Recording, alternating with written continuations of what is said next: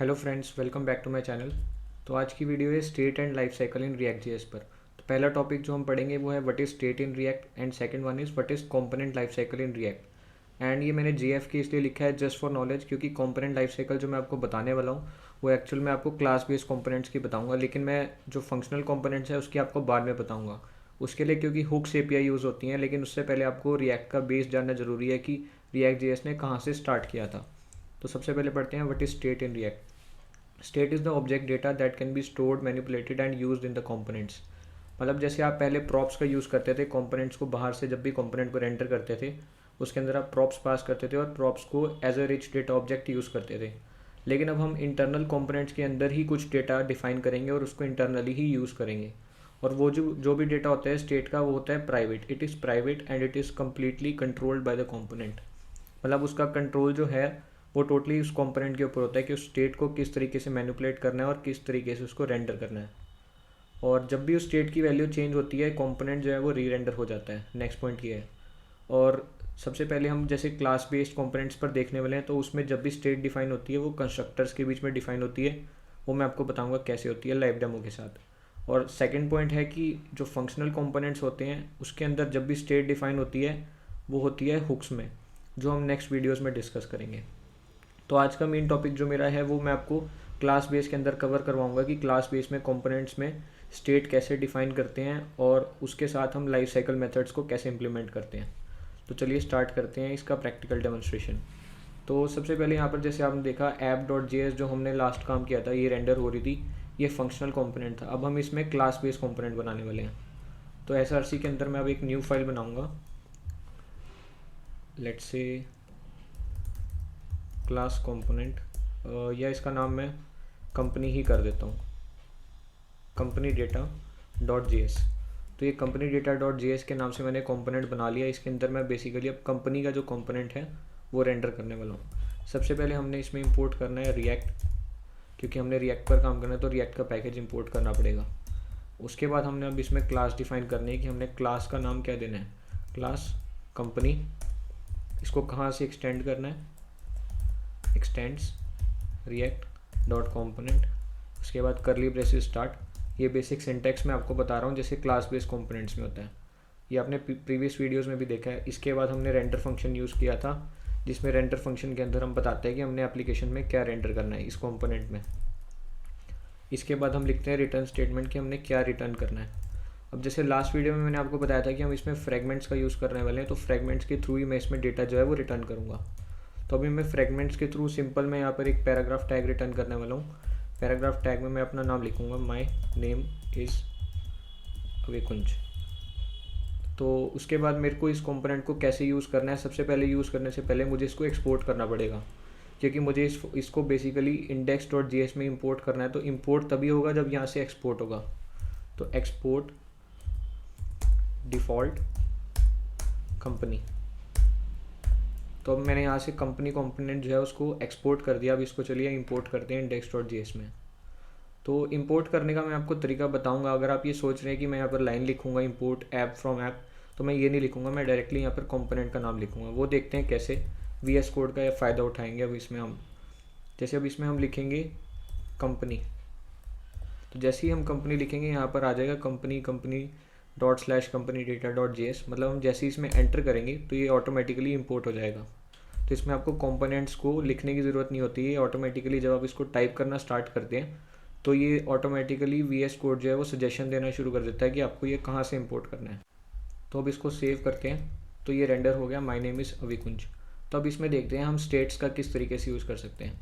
अब इसमें आता है लाइफ साइकिल मेथड का पहला पार्ट जो हम यूज़ करते हैं कंस्ट्रक्टर, जहाँ पे हम अपनी स्टेट्स और प्रॉप्स को डिफाइन करते हैं। तो सबसे पहले कंस्ट्रक्टर का एक इसमें मेथड बनता है। कंस्ट्रक्टर मेथड के अंदर हम सबसे पहले सुपर कॉल करते हैं, जो कि कंस्ट्रक्टर का बेसिक्स होता है। जैसे अगर आपको ऊप्स के कंसेप्ट पता है तो आपको पता होगा कि सुपर हम क्यों यूज़ करते हैं।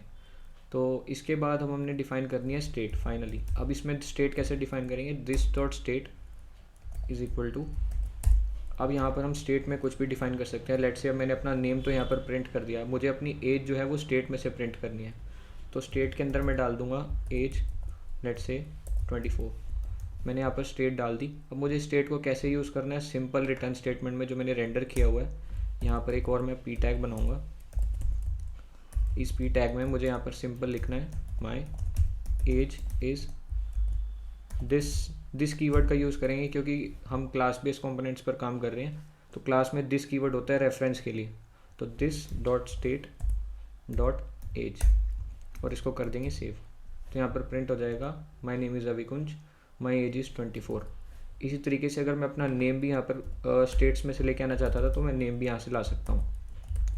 नेम डाल दूंगा, लेट से मैं अविकुंज, और माई नेम इज़, फिर से अब हम यहाँ पर जैसे JSX का एक एक्सप्रेशन ही है, क्योंकि हम JSX का एक्सप्रेशन कॉल करें तो हम कर्ली ब्रेसेस का यूज़ करेंगे।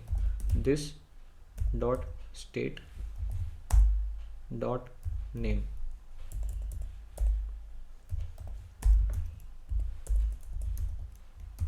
जैसे हम इसको सेव करेंगे यहाँ आ जाएगा माई नेम इज़ अविकुंज।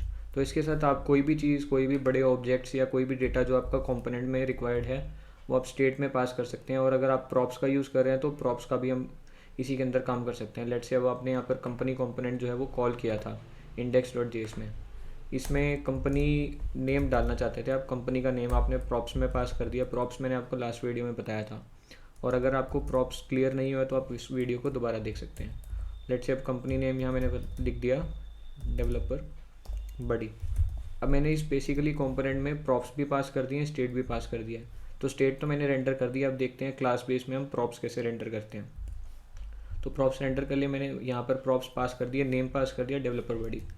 तो मैं कंपनी डेटा में जाऊँगा वापस, जैसे मैंने प्रॉप्स का यूज़ करते थे, हम प्रॉप्स लिखते थे राउंड ब्रैकेट्स में, सुपर में हमने यूज़ कर लिया, इसको कॉल कर दिया प्रॉप्स को। तो हमने प्रॉप्स हमारे पास आ चुके हैं।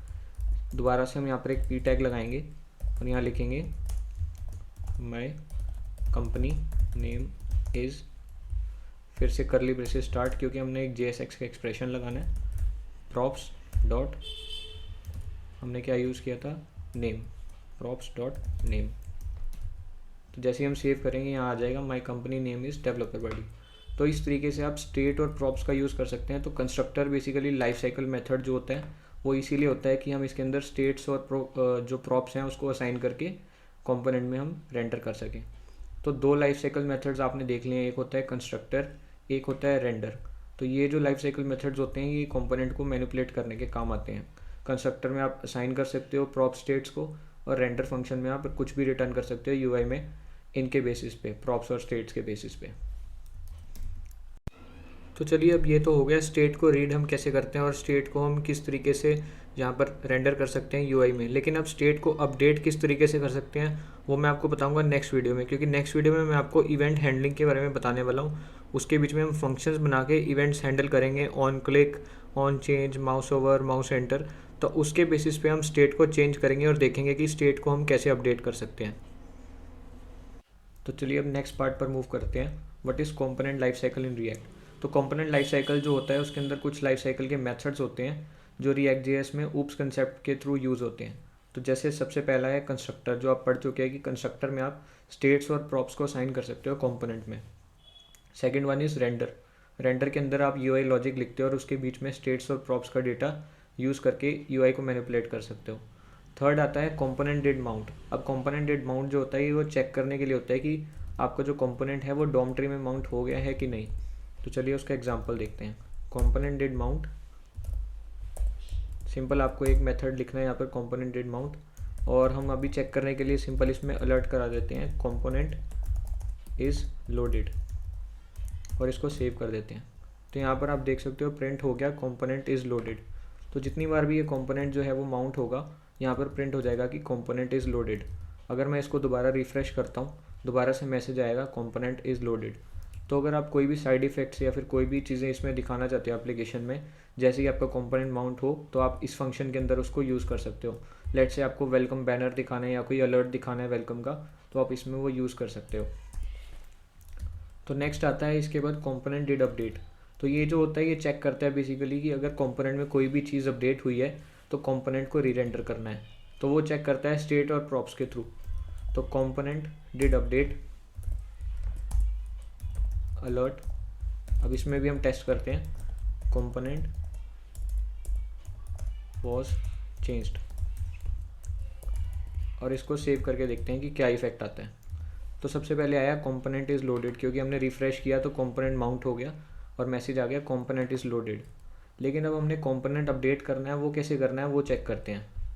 तो सबसे पहले मैं आपको बताना चाहूँगा, इसमें एक रिएक्ट की जो है एक्सटेंशन आपको करनी पड़ेगी, रिएक्ट डेव टूल्स। तो रिएक्ट डेव टूल्स की एक्सटेंशन जो है वो बहुत ज़रूरी है, जिसके अंदर आप रिएक्ट के कंपोनेंट्स को मैनिपुलेट कर सकते हो। तो उसके लिए आपको रिएक्ट डेव टूल्स की एक्सटेंशन मिल जाएगी गूगल क्रोम के स्टोर पर, रिएक्ट डेवलपर टूल्स के नाम से। तो इसको आप इंस्टॉल कर सकते हो। तो जैसे ही आप इंस्टॉल करोगे, आपके जब भी आप रिएक्ट प्रोजेक्ट रन करोगे तो आपको कंपोनेंट और प्रोफाइलर दिखाई देगा, जिसके अंदर आप अपने रिएक्ट के कंपोनेंट्स को और डॉम ट्री को चेक कर सकते हो। तो जैसे कि हमने index.js में सबसे पहले कंपनी कंपोनेंट रेंडर किया हुआ है, तो आप देख सकते हो कंपनी कंपोनेंट के अंदर मैंने प्रॉप्स लिखे हुए हैं, नेम और स्टेट पास की हुई है, एज और नेम। और ये कहाँ से रेंडर हुआ है, रिएक्ट डॉम में से। और इसका सोर्स क्या है, src index.js फाइल। तो सारी डिटेल जो आपकी कंपोनेंट की है वो इसमें आ जाती है। तो अभी हम बात कर रहे थे कंपोनेंट डिड अपडेट की, तो अभी हम उसको डायरेक्टली अपडेट नहीं करेंगे, हम यहाँ से डेव टूल से अपडेट करके देखेंगे कि कंपोनेंट अपडेट जो है वो ट्रैक करता है कि नहीं। क्या हमने ये जो फंक्शन लिखा है कंपोनेंट डिड अपडेट, ये अलर्ट देगा हमें कंपोनेंट वॉज चेंज। तो ये यहाँ पे हम स्टेट चेंज करके देखते हैं। तो लेट से हमने यहाँ पर एज दी हुई थी 25, मैं इसको कर देता हूँ 26 और एंटर कर देता हूँ। तो विद इन द मोमेंट मैं इसको एज को चेंज करता हूँ, स्टेट को, यहाँ पर मेरे पास मैसेज आ जाएगा कंपोनेंट वॉज चेंज्ड। तो इसके लिए अगर आप एप्लीकेशन में चेंज करते हो, लेट से आपने कोई बटन क्लिक किया या फिर आपने कोई फॉर्म सबमिट किया, तो उसके बेस पे आपने कोई एपीआई हिट करनी है, तो उसमें आप कंपोनेंट डिड अपडेट कर सकते हो कि जो आपकी लिस्ट रेंडर हो रही है वो आपकी अपडेट हो जाए। या फिर कोई भी आपको फंक्शन रन करना है या साइड इफेक्ट रन करना है, तो आप कंपोनेंट डिड अपडेट में कर सकते हो स्टेट के बेस पे। लेट्स से यहाँ पर आपकी कोई भी वैल्यू थी, वो बूलियन वैल्यू फॉल्स थी, और अगर जैसे ही वो बूलियन वैल्यू ट्रू हो जाए तो आप कंपोनेंट को अपडेट करना चाहते हो, तो उसके बेस पे आप इसको अपडेट कर सकते हो। तो इसके बाद आता है component will unmount. Component will unmount जो होता है वो ये चेक करता है कंपोनेंट में, अगर कंपोनेंट जो है डॉम ट्री में अनमाउंट हो गया है और डॉम ट्री में से रिमूव हो गया। लेट से आपने कंपोनेंट जो है वो चेंज कर दिया, पहले आप ऐप कंपोनेंट में थे, अब आप कंपनी डेटा के कंपोनेंट में आ गए हो, तो तब वो कंपोनेंट डिड अनमाउंट काम करता है, कंपोनेंट विल अनमाउंट। तो कंपोनेंट विल अनमाउंट बेसिकली जो होता है वो क्लीनअप के लिए होता है। जैसे आपने कोई भी एक्स्ट्रा वेरिएबल्स या फिर एक्स्ट्रा आपने कोई भी नेटवर्क रिक्वेस्ट या सब्सक्रिप्शंस ऑन किए हुए हैं, वो आप जैसे ही कंपोनेंट से बाहर आएंगे या फिर कंपोनेंट को क्लोज कर देंगे, तो वो सारे जो हैं वो रिमूव हो जाएंगे। तो बेसिकली ये क्लीनअप के लिए ही काम करता है कंपोनेंट विल अनमाउंट। तो इसके बाद आता है शुड कंपोनेंट अपडेट। ये भी इसी की तरह काम करता है, कंपोनेंट डिड अपडेट की तरह ये भी रीरेंडर करता है हर स्टेट के चेंज पर या हर प्रॉप के चेंज पर। लेकिन प्रीवियस वर्जन्स में इसमें क्या होता था कि कंपोनेंट को हम प्रिवेंट कर सकते थे रीरेंडर होने से, लेकिन अब जो रिएक्ट जेएस है वो इसमें रीरेंडर करता ही है, तो ये रेयरली यूज़ होता है शुड कंपोनेंट अपडेट। उसके बाद आता है फोर्स अपडेट। फोर्स अपडेट जो होता है वो रीरेंडर करने के लिए होता है कंपोनेंट को बाय फोर्स। अगर आप कोई स्टेट या प्रॉप्स के बजाय आप किसी भी टाइम कंपोनेंट को फोर्स अपडेट करना चाहते हैं, तो आप इसका यूज़ कर सकते हैं।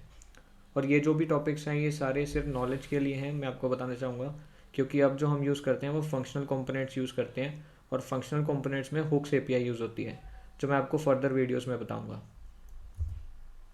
सो आज का कोट ऑफ द डे है, do not allow people to dim your shine because they are blinded, tell them to put some sunglasses on. ये दिया गया था लेडी गागा के थ्रू। तो thanks for watching my videos, please like share and subscribe. और अगर आपको मेरा कंटेंट यूज़फुल लगता है तो आप भी पढ़िए और अपने फ्रेंड्स के साथ भी शेयर करिए। Thanks a lot.